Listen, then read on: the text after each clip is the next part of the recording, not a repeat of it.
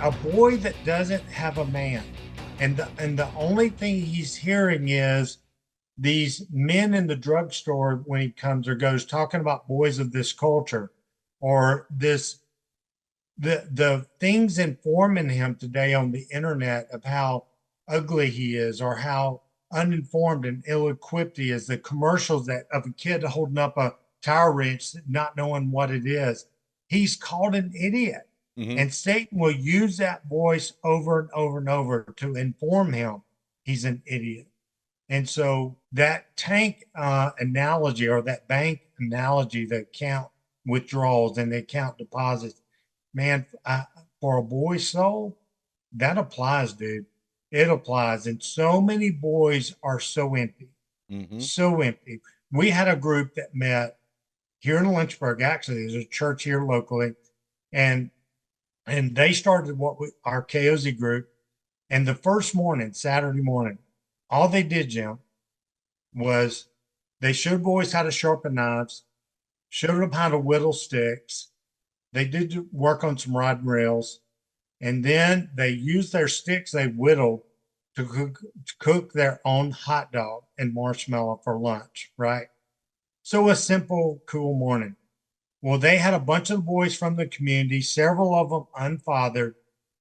And Jim, three of those boys got in the car with their grandmother, their aunt, their mom, and they told one of them the exact words were, "Grandma, this was the best day of my life." Yeah. Yeah. All they did was whittle a stick and cook a hot dog, Jim.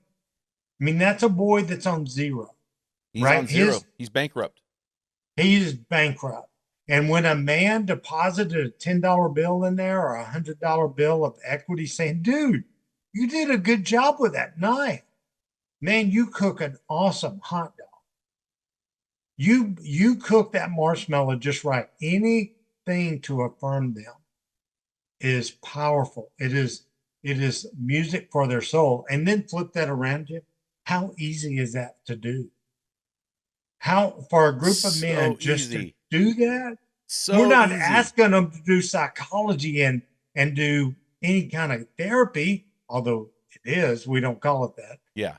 because it's so easy. I think we talk a lot about men needing a mission, Yes. and Jim, I gotta think half the missions in this world are rescues. Yes. And maybe all of them. I'm just thinking out loud. Yeah, I told you I served in a large Baptist church for 14 Yep. years.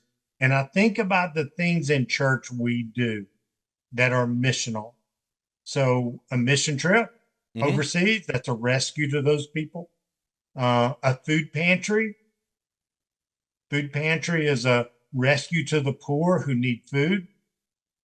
Um, a children's ministry, I think we could criticize sometimes as entertainment, Yeah. but a healthy church is going to always bring Jesus, bring the gospel, bring Yes. the hope of glory. Um, one thing that really spoke to this is, and about men in particular, you know what one of the biggest ministries of men in the church today is? What is actually happening in denominations like Southern Baptist, Methodist, the big denominations? What's actually happening, Jim, that men are participating in is disaster relief. And the men find that place a place of community. Yep. They can do it together. They love putting their hands on something, and you're onto something with rescue. And they know they're rescuing. They Mm. know they're in a mission that matters, that something they're doing is making transformational change. And it's a rescue. You know, it's interesting, Rick, as you're speaking. When a flood hits or a tornado hits, or an earthquake hits or a fire hits, those are I'm going to call those geographical disasters. When fatherless hits, that's a generational disaster. Wow. So we need to really, part of our problem here, and part of what we're doing with Men in the Arena, and I think what you guys are doing is we are trying to change generational disaster, because you get a boy without a dad, and that boy is going to grow up, without rescuers in his life, he's going to raise up the next generation of ruin young men and women because of his wound and his brokenness.